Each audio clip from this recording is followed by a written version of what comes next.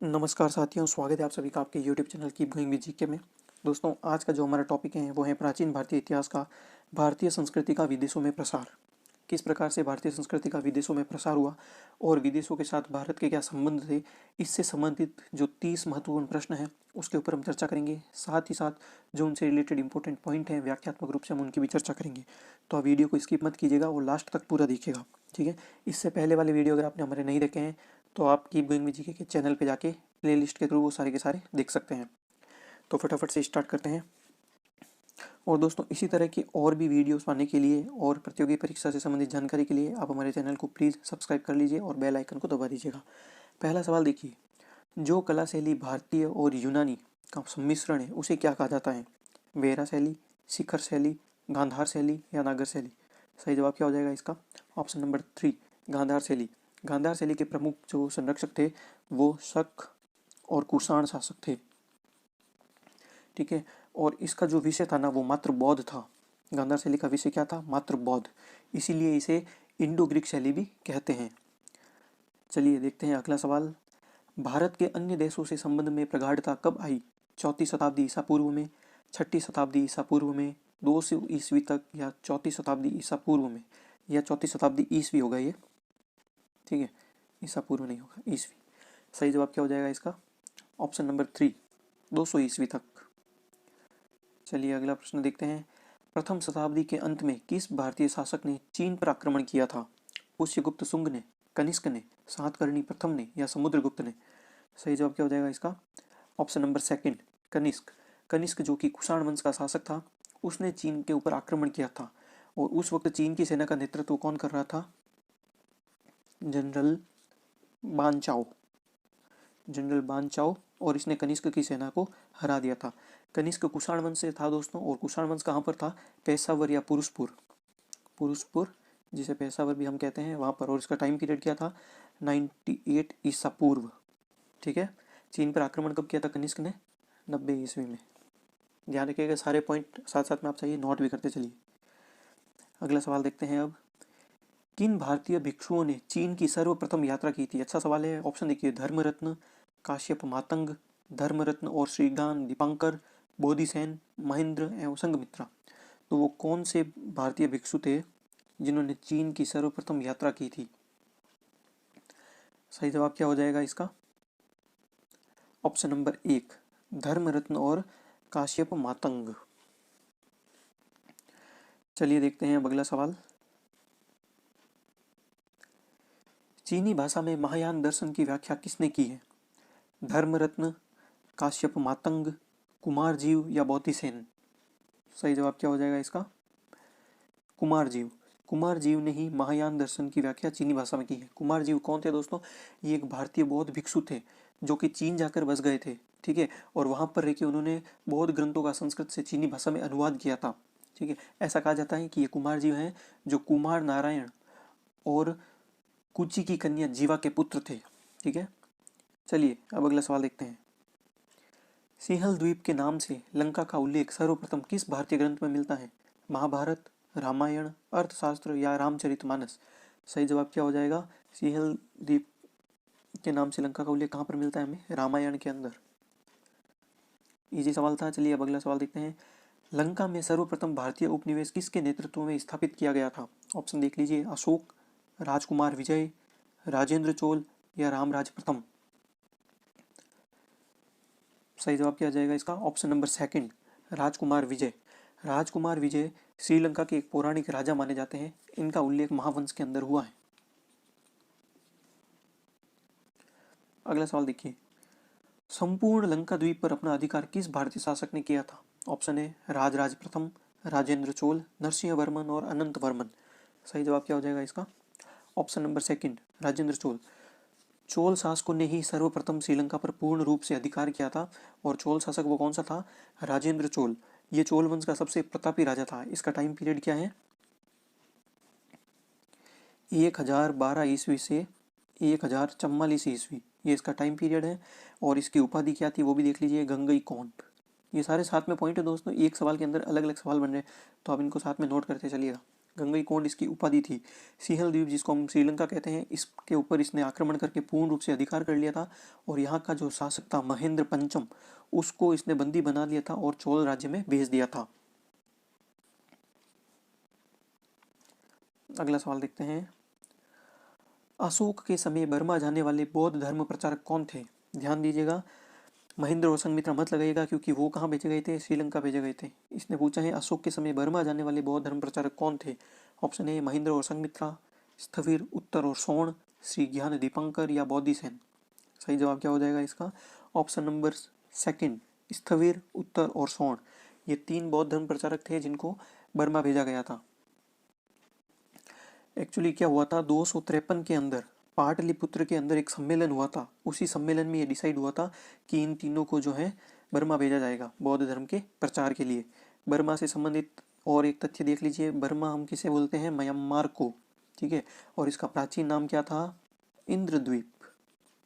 प्राचीन नाम था इंद्रद्वीप और म्यांमार को हम बोलते हैं बर्मा। चलिए अगला सवाल देखते हैं।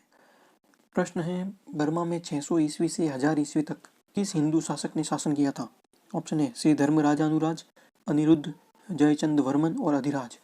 सही जवाब क्या हो जाएगा इसका? Option number 1 Shri Dharmarajanuraj. अगला सवाल देखिए, हिंद महासागर के दक्षिण पूर्वी द्वीप समूह को प्राचीन काल में किस नाम से पुकारा जाता था? सुवर्ण द्वीप, यव द्वीप, वरुण द्वीप या सुवर्ण भूमि। सही जवाब क्या हो जाएगा इसमें? ऑप्शन नंबर 4 सुवर्ण भूमि। सुवर्ण भूमि वाला प्रदेश कौन सा था? पूर्वी द्वीप समूह, जिसके अंदर कौन कौन से देश थे? सुमात्रा, जावा, बोर्निया और बाली। ये सभी मिलकर क्या कहलाते थे? सम्मिलित रूप से सुवर्ण भूमि, ठीक है। यवद्वीप कौन सा था? यवद्वीप जावा था। चलिए, इनको सुवर्ण द्वीप भी बोलते हैं, पर ये दोनों ऑप्शन आए तो ज़्यादा बेटर इसमें सुवर्ण भूमि रहेगा, ठीक है। चलिए अगला सवाल देखते हैं। लगभग 4वीं सदी ईस्वी में श्री विजय नामक हिंदू राज्य की स्थापना कहां पर हुई थी? ऑप्शन ए सुमात्रा में, जावा में, बोर्निया में या कंबुज में। सही जवाब क्या हो जाएगा इसका? ऑप्शन 1 सुमात्रा में। श्री विजय नामक हिंदू राज्य की स्थापना कहाँ हुई थी? सुमात्रा में। सुमात्रा कहाँ है? ये इंडोनेशिया का एक द्वीप है, ठीक है। और श्री विजय ने यहाँ पर एक हिंदू राज्य की स्थापना की थी, जो कि प्रथम भारतीय उपनिवेश था। सुमात्रा के अंदर प्रथम भारतीय उपनिवेश था। कब की थी ये? 4वीं सदी में।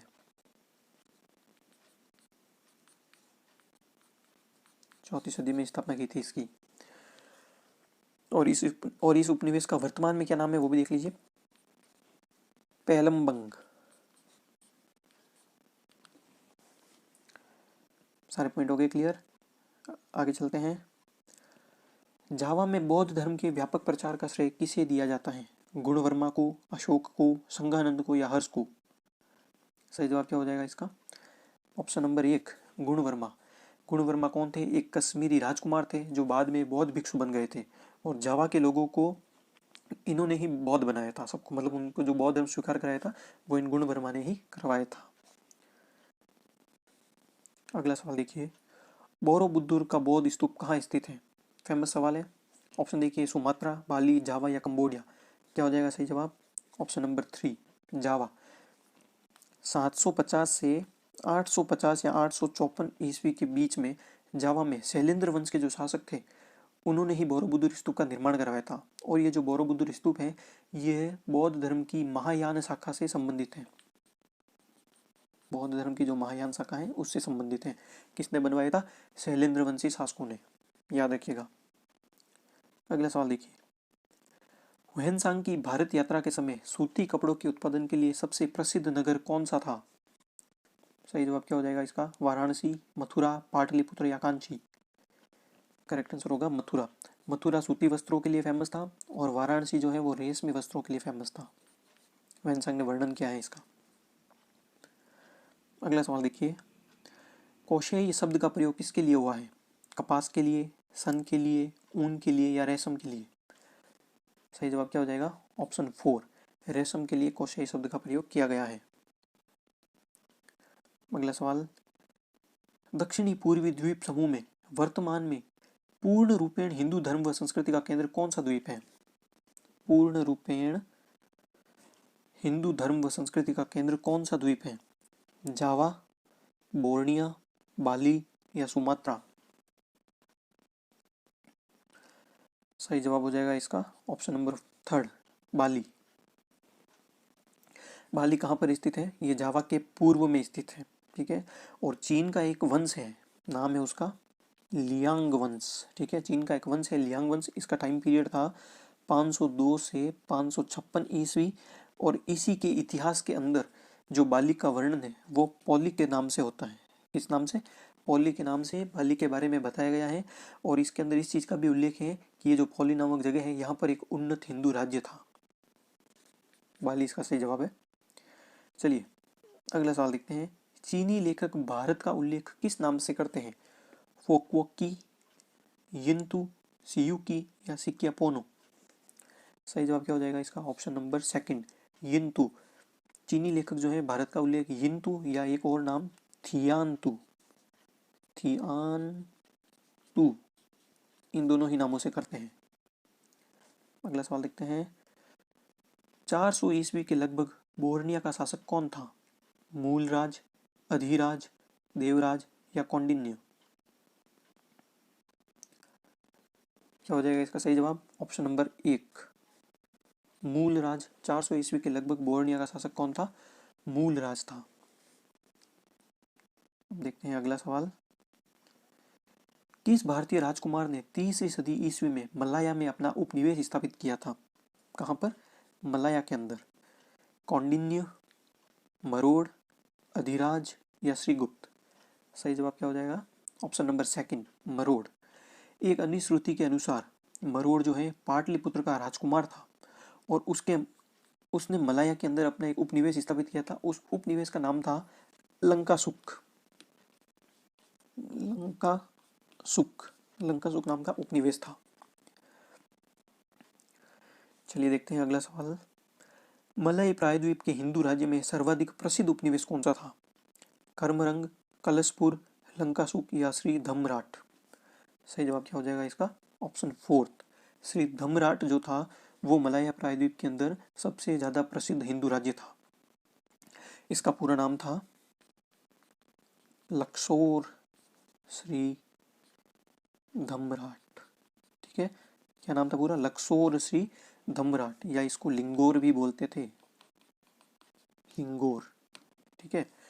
और ये एक जो है बौद्ध उपनिवेश था। कैसा उपनिवेश था? बौद्ध उपनिवेश। पूछ लिया जाए कैसा उपनिवेश था तो बौद्ध उपनिवेश हो गया। अगला सवाल देखते हैं। कंबोडिया की स्थापना पहली सदी में किस भारतीय शासक ने की थी? मरोड़, कौंडिन्य, धर्मराजानुराज या अनिरुद्ध? सही जवाब क्या हो जाएगा इसका? 2 नंबर ऑप्शन, कौंडिन्य। कंबोडिया जो है इसे हम कंबोज नाम से भी जानते हैं और इसे हम फुनान नाम से भी जानते हैं, कंबोज या फुनान नाम से भी। ये चीन के राज्यों में सबसे प्राचीन राज्य था। कौन सा? फुनान, कंबोज या कंबोडिया। और इसकी स्थापना किसने की थी? कौंडिन्य ने। कौंडिन्य कौन था? एक भारतीय व्यापारी ब्राह्मण। कौंडिन्य एक भारतीय व्यापारी ब्राह्मण था। चलिए अगला सवाल। अंगकोर वाट का भव्य मंदिर कहाँ स्थित है? आपके ऑप्शन है मलाया, कंबोडिया, जावा या बाली। ऑप्शन ढंग से देख लीजिए, थोड़े से इनमें गैप है। सही जवाब क्या हो जाएगा इसका? Option number 2, Cambodia. Angkor Wat एक वैष्णव मंदिर है जो कि कंबोडिया में स्थित है, ठीक है। और इसे किसने बनवाया था? सूर्यवर्मन या सूर्यवर्मा द्वितीय ने। याद रखिएगा कब बनवाया था? तो 1225 ईस्वी में। दोनों ही इंपॉर्टेंट सवाल है, याद रखना। इसके अलावा देखिए दोस्तों, जावा के अंदर एक मंदिर था, उसको हम बोलते हैं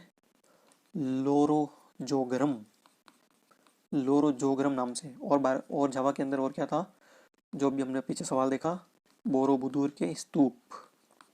लोरोजोगरम मंदिर, बोरोबुदुर के स्तूप। कुछ अन्य मंदिरों के बारे में भी हम डिस्कस कर लेते हैं। बर्मा के अंदर कौन सा मंदिर था? आनंद मंदिर। आनंद मंदिर कहाँ पर? बर्मा के अंदर। चंपा के बारे में भी आपने सुना है? चंपा, वियतनाम। यहाँ पर भी दो प्रसिद्ध मंदिर थे, एक था माइसोन का शिव मंदिर और दूसरा था पो नगर मंदिर। ये दोनों कहाँ पर थे? चंपा में। इसके अलावा अब हम एक और डिस्कस कर लेते हैं। अंकोरथोम एक नगर था, अंकोरथोम, नोट कर लीजिएगा दोस्तों, ठीक है, ये एक्स्ट्रा पॉइंट है जो सवालों के साथ में डिस्कस हो रहे हैं। अंकोरथोम एक नगर था और बहुत ही सुंदर नगर था, और ये राजधानी था किसकी? कंबोज, जो हमने पढ़ा है ना, कंबोडिया, उसकी राजधानी थी अंकोरथम। बहुत ही सुंदर नगर था। यहाँ भी एक मंदिर था, उसका नाम था बेयोन मंदिर। क्या नाम था? बेयोन मंदिर, ये भी याद रखना।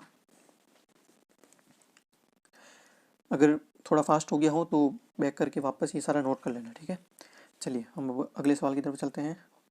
इसका सही जवाब कंबोडिया सेकंड। तो अगला सवाल है, इसको ध्यान से पढ़िएगा। भारत ने दक्षिण पूर्वी एशिया के साथ अपने आरंभिक सांस्कृतिक संपर्क तथा व्यापारिक संबंध बंगाल की खाड़ी के पार बना रखे थे। निम्नलिखित में से कौन सी बंगाल की खाड़ी के इस उत्कृष्ट आरंभिक समुद्री इतिहास की सबसे विश्वसनीय व्याख्या है? ठीक है, 4 पॉइंट है, इनको पढ़ना है और बताना है कि इनमें से सबसे सही व्याख्या कौन सी है। अब मैं स्क्रॉल कर रहा हूँ ऊपर, ध्यान से पढ़ना। प्राचीन काल तथा मध्यकाल में भारत के पास दूसरों की तुलना में अति उत्तम पोत निर्माण तकनीकी उपलब्ध थी। पोत निर्माण तकनीकी तो थी पर अति उत्तम नहीं थी। इस उद्देश्य के लिए दक्षिण भारतीय शासकों ने व्यापारियों, ब्राह्मण पुजारियों और बौद्ध भिक्षुओं को सदा संरक्षण दिया। नहीं जी, ये भी गलत है, उन्होंने नहीं दिया था बौद्ध भिक्षुओं को सदैव संरक्षण। थर्ड नंबर ऑप्शन है, बंगाल की खाड़ी में चलने वाली मानसूनी हवाओं ने समुद्री यात्राओं को सुगम बना दिया था। ये बिल्कुल सही है। इसका एक प्राकृतिक कारण था, वो था कि बंगाल की खाड़ी में जो मानसूनी हवाएं थी उन्होंने समुद्री यात्राओं को सुगम बना दिया था। तो इसका ऑप्शन नंबर हो जाएगा थर्ड। नेक्स्ट क्वेश्चन देखिए, मध्य एशिया में भारतीय संस्कृति का प्रसार सर्वप्रथम किस शासक के समय हुआ? ऑप्शन है अशोक, हर्ष, कनिष्क या पुष्यगुप्त। सही जवाब क्या हो जाएगा इसका? ऑप्शन नंबर 1, अशोक के समय में हुआ था भारतीय संस्कृति का प्रसार। कहाँ पर? मध्य एशिया के अंदर। मध्य एशिया वाला भाग कौन सा है दोस्तों? ये जो तुर्किस्तान है ना, तुर्किस्तान, जो कि काशगर से लेकर के चीन सीमा तक का एरिया है। काशगर से लेकर के चीन सीमा तक का जो एरिया है तुर्किस्तान, यही मध्य एशिया का भाग था। और एक पॉइंट, मध्य एशिया का जो उत्तरी भाग है, ठीक है, नॉर्दर्न एरिया, उसको हम बोलते हैं कूची, और इसका जो दक्षिणी भाग है उसको हम बोलते हैं खोतान। याद रखना, मध्य एशिया का पूर्वी भाग कहलाता, उत्तरी भाग कहलाता है कूची, दक्षिणी भाग कहलाता है खोतान, और तुर्किस्तान जो है खासकर से चीन सीमा तक का हिस्सा, उसको हम मध्य एशिया बोलते हैं उस समय में।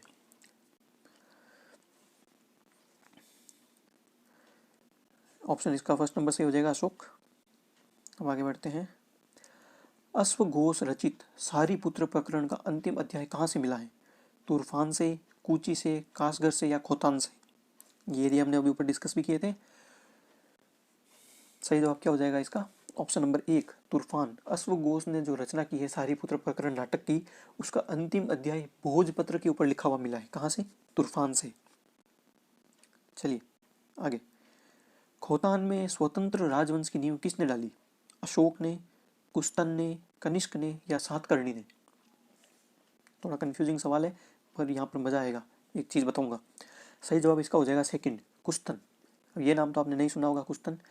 तो अशोक का एक पुत्र था जिसका नाम था कुणाल, ये नाम तो सुना है। तो कुणाल को ही कुस्तन बोला गया है। कुणाल ने ही सर्वप्रथम यहाँ पर एक हिंदू राज्य की स्थापना की थी। कहाँ पर? खोतान के अंदर। और इसी कुणाल को कुस्तन भी बोला गया है। इसको इस तरह से कुस्तन भी लिखते हैं और इस तरह से भी लिखते हैं कुस्तन, दोनों फॉर्म में मिल जाएगा, ठीक है। चलिए अगला सवाल। कारा शहर का प्राचीन नाम क्या था?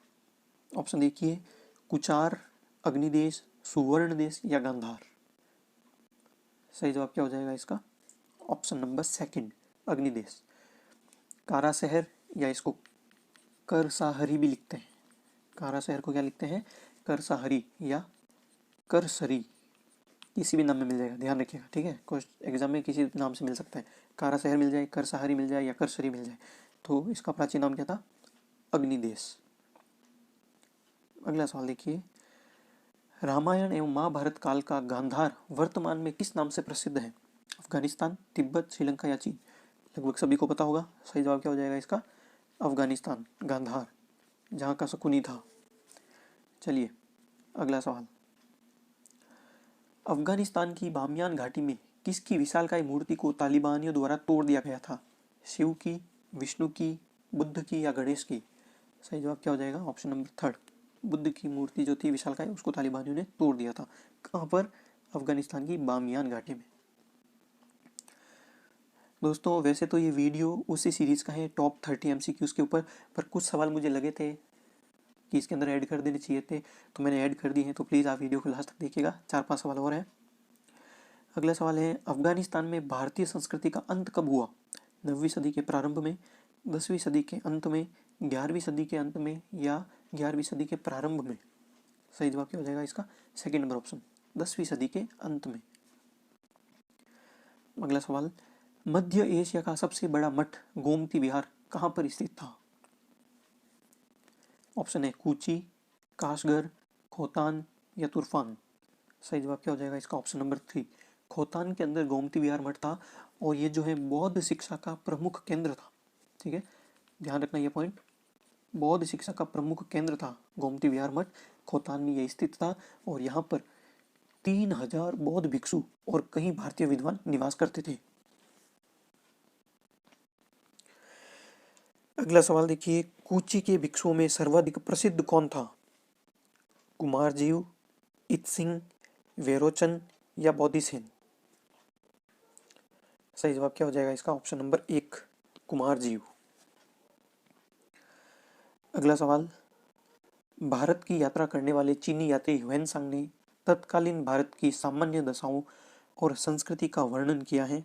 इस संदर्भ में निम्नलिखित में से कौन सा कथन सही है? 4 कथन है, 3 कथन है, आप मल्टीपल चॉइस है, आपको चूज करने कौन सा कथन सही है। हम साथ साथ में डिस्कस करते चलते हैं। सड़क और नदी मार्ग लूट मार से पूरी तरह सुरक्षित थे? जी बिल्कुल नहीं, ये तो बिल्कुल ही गलत हो गया। ह्वेनसांग को रास्ते में बहुत बार लूटा गया था, साथ ही इसको एक बार पकड़ लिया था दुर्गा देवी की बलि चढ़ाने के लिए भी।